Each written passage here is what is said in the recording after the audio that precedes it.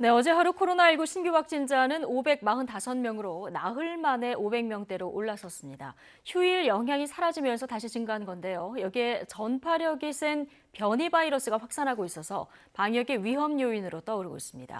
취재 기자 연결해 보겠습니다. 신현준 기자. 네, 신현준입니다. 예, 다시 500명대로 올라왔는데요. 신규 확진 현황부터 정리해 주시죠. 네, 오늘 0시 기준 신규 확진자는 545명입니다.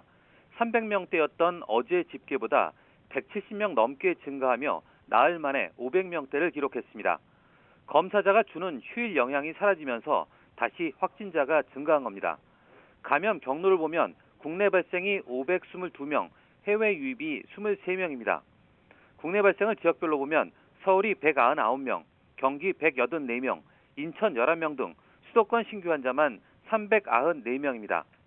수도권 밖의 지역에서는 대전이 28명, 충북 17명, 대구 16명, 부산 13명 등입니다. 전국 17개 시도 전역에서 신규 환자가 나왔습니다. 코로나19 관련 사망자는 1명 더 늘었고 위중증 환자는 1명 늘어 159명입니다. 어제 하루 코로나 백신 1차 접종자는 61만여 명으로 누적 접종자는 1,321만 명을 넘었습니다. 전 국민의 25.7%가 1차 접종을 마친 셈입니다.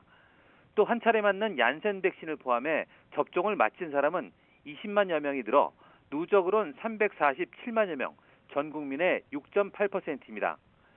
접종 뒤 이상 반응 의심 신고는 이틀 새 6,700여 건이 늘었습니다.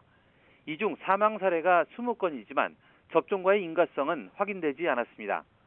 또 아나필락시스 의심 사례가 24건, 신경계 이상 반응 등이 255건 신고됐고 나머지는 백신 접종 뒤 흔히 나타날 수 있는 증상이었습니다. 네, 오늘 중대본 회의에서는 새 거리두기 방안이 방역과 일상에 큰 변화가 될 것이다. 이런 얘기가 나왔다고요? 네, 김부겸 국무총리가 오늘 중대본 회의에서 한 말인데요. 이번 주 일요일 중대본에서 다음 달부터 적용할 새로운 거리두기 방안을 확정해 발표할 것이라며 방역과 일상에 큰 변화가 올 것이라고 말했습니다. 또 내일 발표하는 3분기 접종 계획과 거리두기 개편 방안이 일상 회복을 향한 한 걸음 나아가는 계기가 될 것으로 본다고 강조했습니다. 중대본은 또 사회적 거리두기 개편안을 시범 적용한 결과에 대해서도 밝혔는데요.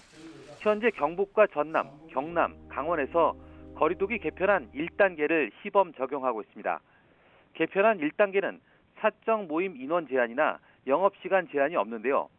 다만 지자체들은 사적 모임을 8명까지만 허용하고 지역별로 종교시설이나 관광지 등에 대한 방역은 강화하는 등의 조치를 취하고 있습니다.